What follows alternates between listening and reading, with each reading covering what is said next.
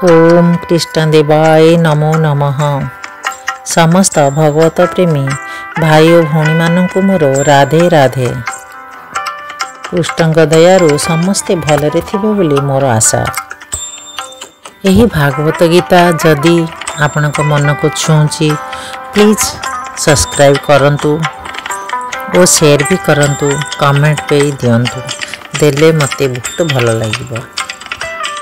यही भगवत गीता आम मानक सबु दुखरू दे थाए, मुक्ति दे थाए, अंधाररू से आलोक को टाणी आनी थाए। वास्तव में आम्भ माने समस्ते अज्ञान रूपक व्याघ्रर अनुसरण करुछु, किंतु भगवान जीव मानक प्रति विशेष करी मानव मानक प्रति बड़ सदय। एथिपाई से तांकर सखा अर्जुन को शिष्य करी भगवत गीता कहिले। भगवान श्रीकृष्णकर एक सखा होइथिबारु अर्जुन समस्त अज्ञानतार बहुत ऊर्ध्वरे थिले। तथापि तांकु कुरुक्षेत्र युद्धभूमि रे अज्ञानता रूपक अंधकार रे पकाई दिया जाइथिला। ता न होइथिले से भगवान श्रीकृष्ण को भविष्यत मानव मानकर वंशधर मानक उपकार निमित्त जीवनर समस्या मानक संबंध रे प्रश्न करिनथान्ते कि भगवान सेगुड़ी को व्याख्या करी अर्जुन को बुझाई न थांते। एथिपाई अर्जुन को ए प्रकार अवस्था रे पकाई दियागला एवं मानवर भविष्यत वंशधर गणक मंगल निमित्त भगवान श्रीकृष्ण अर्जुन प्रश्न मानकर उत्तर देले। ए जीवनर उद्देश्य कौन ताहा परिष्कार भाव रे प्रकाश कले। ताहा हेले मानव तदनुजाई कर्म करिबो एवं मानव जीवनर परम सार्थकता लाभ करिबो। राधे राधे दोस्तों, एबे आमे श्लोक 6 सुनिबा। श्लोक 6 न चैतेद विद्मः कतरन्नो गिरियो जद्वा जयेम जदि बानो जयेयुः जानवे हत्वा न जिजाविषामस् ते वस्थितः प्रमुखे धार्तराष्ट्रः। एहार अनुवाद कौन आम्भ मानक पक्षरे भल आम्भे माने जानि नाहु सेमानंकु जिनिबा बा सेमानंक द्वारा विजित हेबा केउटा। आम्भ मानक पक्षरे भल आमे जानु नाहु धृतराष्ट्रंकर पुत्र मानकु आम्भे माने जदि मारी देउ ताहेले सेमाने मले कि बंचिले आमे किछि से विषय रे चिंता करिबा नाही। सेही धृतराष्ट्रंकर पुत्र माने वर्तमान आम्भ मानक समक्षरे ए युद्ध क्षेत्र रे दंडायमान। एहार भावार्थ कौन करिबाकु हेबो अर्जुन किछि जानि पारु नथिले। जदिओ क्षत्रिय धर्म हेउछि युद्ध करिबा, तथापि से ठीक करि पारु नथिले से कौन करिवे। से युद्ध करी अଯଥା हत्याकांड सृष्टि करिवे ना युद्धरु निवृत्त होई भिक्षा करी जीवन यापन करिवे। जदि से तांकर शत्रु मानकु जय न करंती ताहेले भिक्षा करी जीवन यापन करिबा तांको पक्षरे एकमात्र उपाय अटे। से जे युद्धरे जय लाभ करिवे ताहार कौनसी निश्चितता नथिला, कारण युद्धरे जे कौनसी गोटिए दल जयलाभ करि पारंती। जदिओ सेमानंकर पांडव मानंकर विजय सुनिश्चित, कारण सेमानंकर दाबी युक्तियुक्त। तथापि जदि धृतराष्ट्रंकर पुत्रगण युद्धरे विनाश लाभ करंती ताहेले सेमानंकर विरहरे जीवन धारण करिबा बड़ दुर्विषह होई पड़िबो। ए परिस्थिति रे एहा सेमानंक पक्षरे अन्य एक प्रकार पराजय अटे। अर्जुनंकर ए प्रकार विचारधारा को परिष्कार भाव रे जना पड़ुथिला जे से जे भगवानंकर जणे केवल विशिष्ट भक्त थिले सेतिकी नुह, से जणे विशिष्ट ज्ञानी थिले एवं मन और इंद्रिय मानक उपरे तांकर पूर्ण कर्तृत्व थिला। जदिओ से एक राज परिवार रे जन्मग्रहण करथिले तथापि से जे भिक्षा करी जीवन यापन करिवे ए निष्पत्ति ग्रहण करिवार जना पड़ुथिला।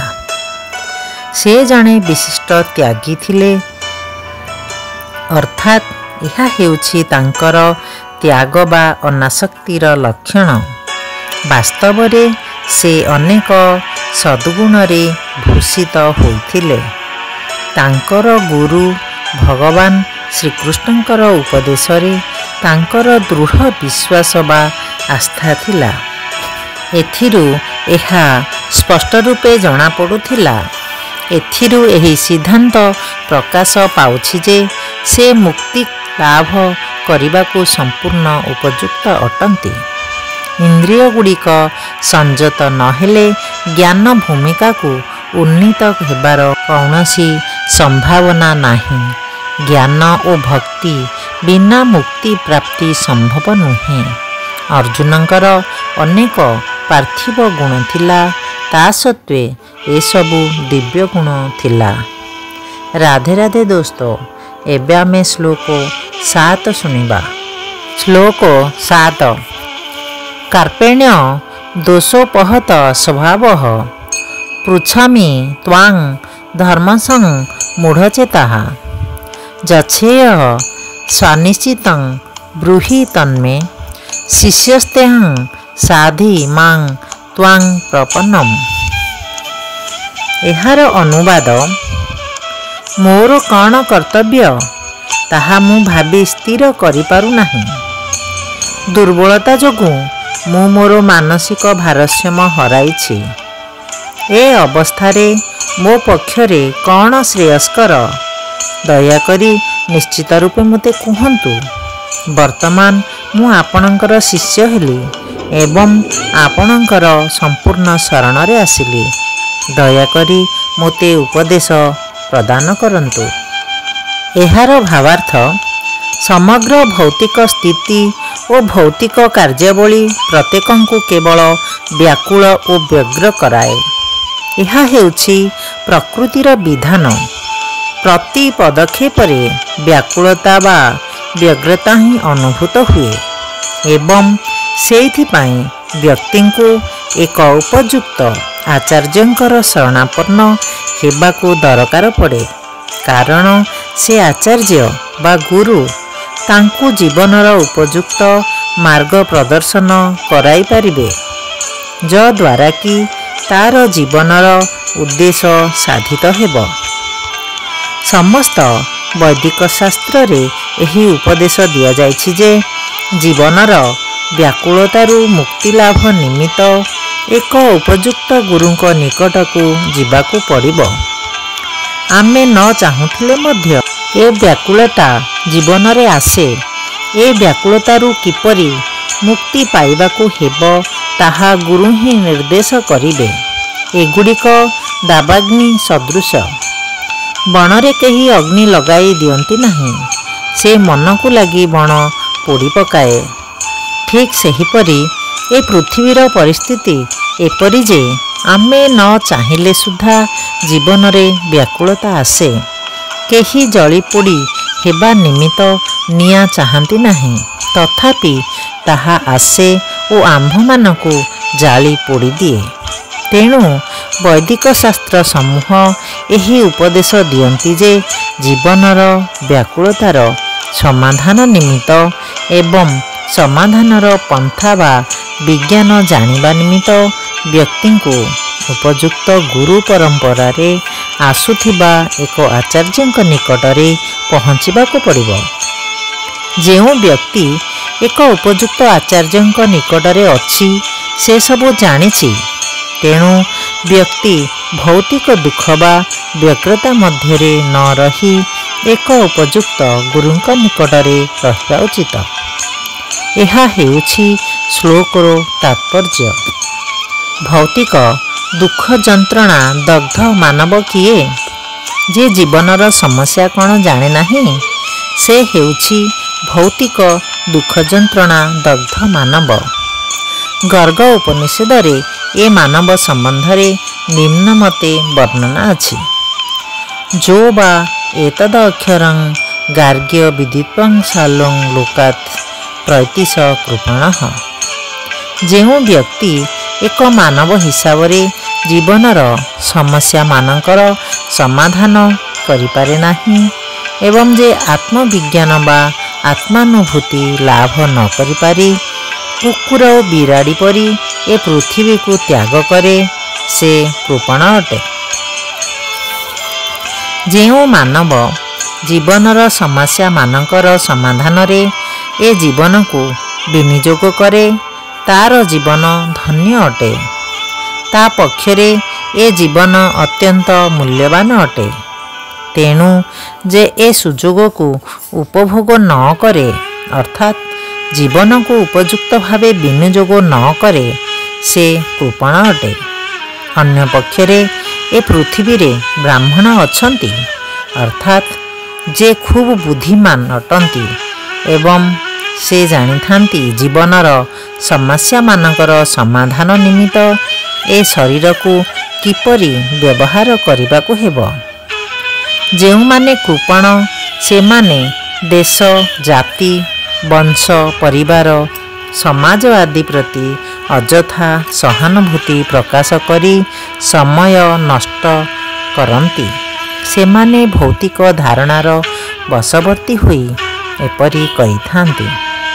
ବ୍ୟକ୍ତି ସାଧାରଣତଃ ପାରିବାରିକ ଜୀବନ ପ୍ରତି ଆସକ୍ତ।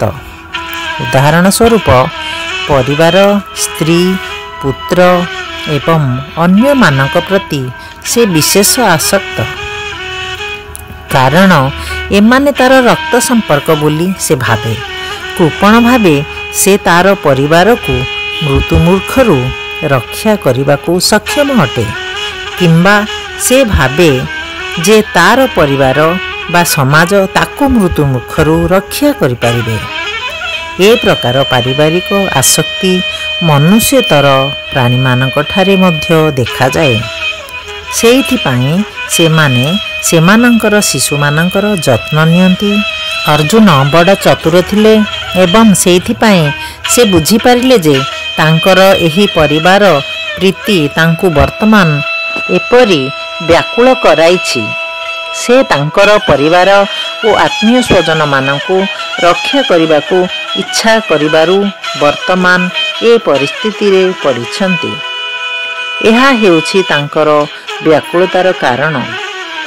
ଯଦିଓ ଏକଥା ସେ ବୁଝି ପାରିଥିଲେ ଯେ ତାଙ୍କର କର୍ତ୍ତବ୍ୟ ହେଉଛି ଯୁଦ୍ଧ କରିବା, ତଥାପି ଏ କାର୍ପଣ୍ୟ ଦୋଷ ଯୋଗୁଁ ସେ ତାଙ୍କର କର୍ତ୍ତବ୍ୟ ସମ୍ପାଦନ କରିପାରୁନଥିଲେ। ତେଣୁ ସେ ପରମଗୁରୁ ଭଗବାନ ଶ୍ରୀକୃଷ୍ଣଙ୍କୁ ପଚାରୁଛନ୍ତି କ'ଣ ତାଙ୍କ ପକ୍ଷରେ ଉପଯୁକ୍ତ ଏ ପରିସ୍ଥିତିରେ କ'ଣ ତାଙ୍କର କର୍ତ୍ତବ୍ୟ ଠିକ୍ କରି କହିବା ନିମିତ୍ତ ସେ ନିଜକୁ କୃଷ୍ଣଙ୍କର ଶିଷ୍ୟ ରୂପେ ସମର୍ପଣ କଲେ। ସେ ବର୍ତ୍ତମାନ ବନ୍ଧୁ ଭାବାପନ୍ନ କଥାବାର୍ତ୍ତା ବନ୍ଦ କରିବାକୁ ଇଚ୍ଛା କଲେ। ଗୁରୁ ଓ ଶିଷ୍ୟ ମଧ୍ୟରେ ଯେଉଁ କଥାବାର୍ତ୍ତା ତାହା ବଡ଼ ଗୁରୁତ୍ୱପୂର୍ଣ୍ଣ କଥାବାର୍ତ୍ତା। ତାହା ବନ୍ଧୁମାନଙ୍କ ମଧ୍ୟରେ ହେଉଥିବା ଥଟ୍ଟାଳିଆ କଥା ନୁହଁ, ପରିହାସ ବ୍ୟଞ୍ଜକ ନୁହେଁ। ବର୍ତ୍ତମାନ ଅର୍ଜୁନ ତାଙ୍କ ଗୁରୁ ଶ୍ରୀକୃଷ୍ଣଙ୍କ ସମକ୍ଷରେ ବଡ଼ ଗୁରୁତ୍ୱପୂର୍ଣ୍ଣ ଭାବରେ କଥାବାର୍ତ୍ତା କରିବାକୁ ଇଚ୍ଛା କଲେ। ତେଣୁ କୃଷ୍ଣ ଏ ଭଗବତ ବିଜ୍ଞାନ ଭଗବତ ଗୀତା ବିଜ୍ଞାନର ଆଦିଗୁରୁ ଅଟନ୍ତି। ଏହି ଗୀତା ବିଜ୍ଞାନ ଶିକ୍ଷା କରିବାର ପ୍ରଥମ ଶିଷ୍ୟ ହେଉଛନ୍ତି ଅର୍ଜୁନ। ଅର୍ଜୁନ କିପରି ଭଗବତ ଗୀତାକୁ ବୁଝିପାରିଲେ ସେ କଥା ଗୀତାରେ କୁହାଯାଇଛି।